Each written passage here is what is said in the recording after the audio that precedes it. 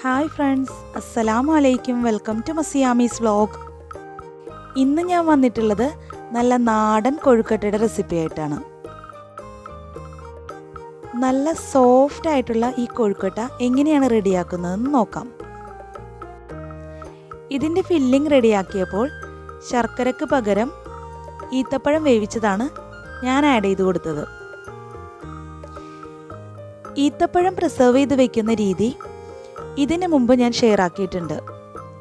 Video കാണാത്തവരുണ്ടെങ്കിൽ ഒന്ന് പോയി കണ്ടു നോക്കണേ. അപ്പോൾ കൊഴുക്കട്ട ഉണ്ടാക്കുന്ന വീഡിയോയിലേക്ക് പോയാലോ? ഒരു നോൺ സ്റ്റിക്ക് പോട്ടിലേക്ക് 2.5 കപ്പ് വെള്ളമാണ് ആഡ് ചെയ്ത് കൊടുക്കേണ്ടത്. ഇൻഗ്രീഡിയൻസ് ഞാൻ ഡിസ്ക്രിപ്ഷനിൽ ആഡ് ചെയ്യുന്നുണ്ട്, വേണ്ടവർക്ക് ഡിസ്ക്രിപ്ഷൻ പോയി ചെക്ക് ചെയ്താൽ മതി. ഇതിലേക്ക് ആവശ്യത്തിന് ഉപ്പും 1 ടീസ്പൂണോളം വെളിച്ചെണ്ണയും ആഡ് ചെയ്ത് കൊടുക്കാം.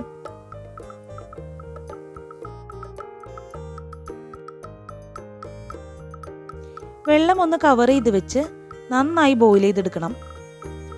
നന്നായി ബോയിലായി കിട്ടുന്ന സമയത്ത് ഇതിലേക്ക് 2 കപ്പ് അരിപ്പൊടി ആഡ് ചെയ്ത് കൊടുക്കാം.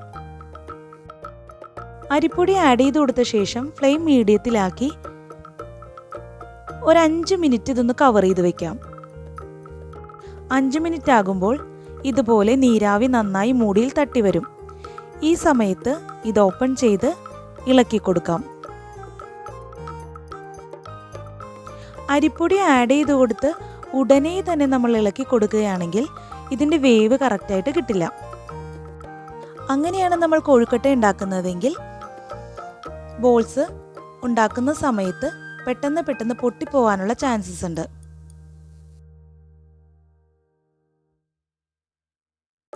വാട്ടിയെടുക്കുമ്പോൾ വെള്ളം കുറവായിട്ട് തോന്നുകയാണെങ്കിൽ ബോയിൽ ചെയ്ത വെള്ളം ഇതിലേക്ക് കുറേശ്ശെയായി ആഡ് ചെയ്ത് കൊടുത്ത് ഇതുപോലെ തന്നെ ലോ ഫ്ലെയിമിലിട്ട് വാട്ടിയെടുക്കാം. ഇങ്ങനെ ലോ ഫ്ലെയിമിലിട്ട് നന്നായി കുഴച്ചെടുത്ത ശേഷം ഫ്ലെയിം ഓഫ് ചെയ്ത് ഇതൊന്ന് കവർ ചെയ്ത് വെക്കാം. പത്തിരിക്ക് പൊടി വാട്ടുന്ന അതേ രീതിയിൽ തന്നെയാണ് ഇതും ചെയ്യേണ്ടത്. കുറച്ചുകൂടി ലൂസ് കൺസിസ്റ്റൻസിയിൽ വേണം പൊടി വാട്ടിയെടുക്കാൻ.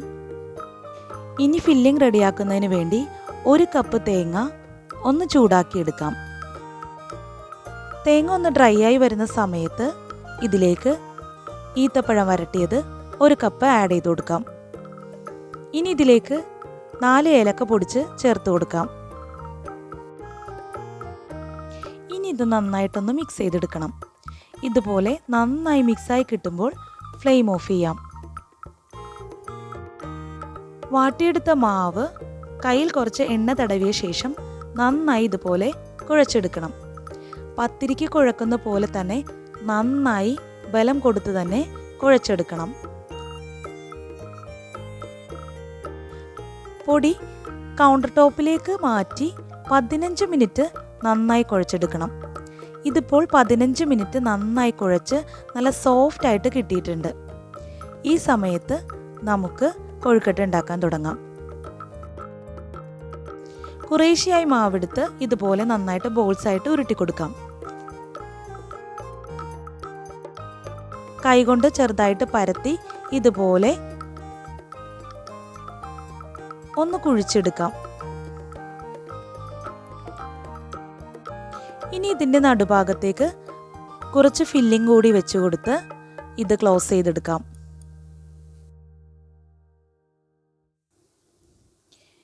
ഇനി ഇതുപോലെ ഫില്ലിങ് കംപ്ലീറ്റ് ആയിട്ട് ഉള്ളിൽ വരുന്ന രീതിയിൽ പൊടി കൊണ്ട് കവർ ചെയ്ത് കൊടുക്കാം. എന്നിട്ട് ഇതുപോലെ കൈകൊണ്ട് നന്നായിട്ടൊന്ന് പ്രസ് ചെയ്ത് ഉരുട്ടിയെടുക്കണം.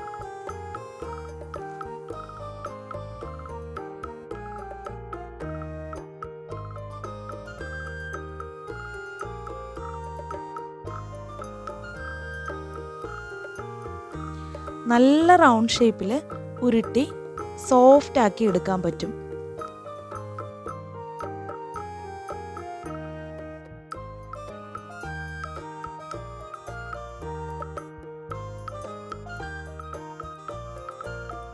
ഇതുപോലെ മുഴുവൻ മാവ് കൊണ്ടും കൊഴുക്കട്ട റെഡിയാക്കി എടുക്കാം.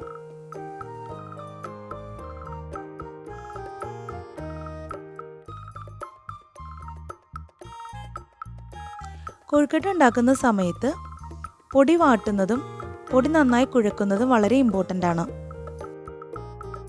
ഇത് രണ്ടും ശരിയായില്ലെങ്കിൽ കൊഴുക്കട്ട ഉണ്ടാക്കുന്ന സമയത്ത് സ്റ്റീം ചെയ്തെടുക്കുമ്പോൾ ബോൾസ് പൊട്ടാനുള്ള ചാൻസ് ഉണ്ട്.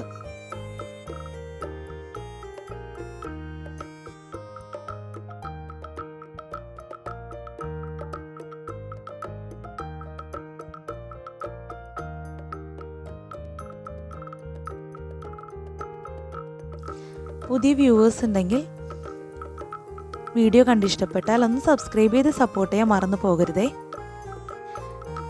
ബെല്ലൈക്കൺ പ്രസ് ചെയ്യുകയാണെങ്കിൽ ഞാനിടുന്ന എല്ലാ വീഡിയോസിൻ്റെയും നോട്ടിഫിക്കേഷൻ നിങ്ങൾക്ക് കറക്റ്റായിട്ട് ലഭിക്കും. ഇങ്ങനെ ഉണ്ടാക്കിയ ബോൾസ് സ്റ്റീമറിൻ്റെ തട്ടിലേക്ക് വെച്ചു കൊടുക്കാം. ഇനി ഇത് 20 മിനിറ്റ് നന്നായി സ്റ്റീം ചെയ്തെടുക്കണം. ചെറുതായിട്ട് എയർ പുറത്തു പോകുന്ന രീതിയിൽ വേണം സ്റ്റീമറിൻ്റെ മൂടി കവർ ചെയ്ത് കൊടുക്കാൻ. ഇതുപോലെ നന്നായി സ്റ്റീം ചെയ്തെടുത്ത ശേഷം ഒന്ന് തണുക്കാൻ വയ്ക്കാം. ഇനി ഇത് സെർവിങ് ബൗളിലേക്ക് മാറ്റാം. കണ്ടോ, ഒട്ടും പൊട്ടിപ്പോകാതെ തന്നെ നല്ല സോഫ്റ്റ് ആയിട്ടുള്ള കൊഴുക്കട്ട റെഡി ആയിട്ടുണ്ട്. ഞാനിത് കട്ട് ചെയ്ത് കാണിക്കാം. ഇതിൻ്റെ ഉള്ളിലെ ഫില്ലിംഗ് ആണ് ഏറ്റവും ടേസ്റ്റ്.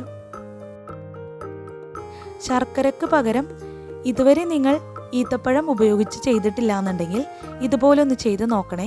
നല്ല ടേസ്റ്റി ആയിട്ടുള്ളൊരു കൊഴുക്കട്ട തന്നെ റെഡിയായി കിട്ടും. കൂട്ടുകാർക്ക് വീഡിയോ ഇഷ്ടപ്പെട്ടാൽ ലൈക്ക് ചെയ്യാനും ഷെയർ ചെയ്യാനും വാല്യുബിൾ കമൻറ്റ്സ് അറിയിക്കാനും മറക്കരുത്. ഇൻഷാ അല്ലാഹ് നല്ലൊരു വീഡിയോ ആയിട്ട് വരാം. Thank you for watching. അസ്സലാമു അലൈക്കും.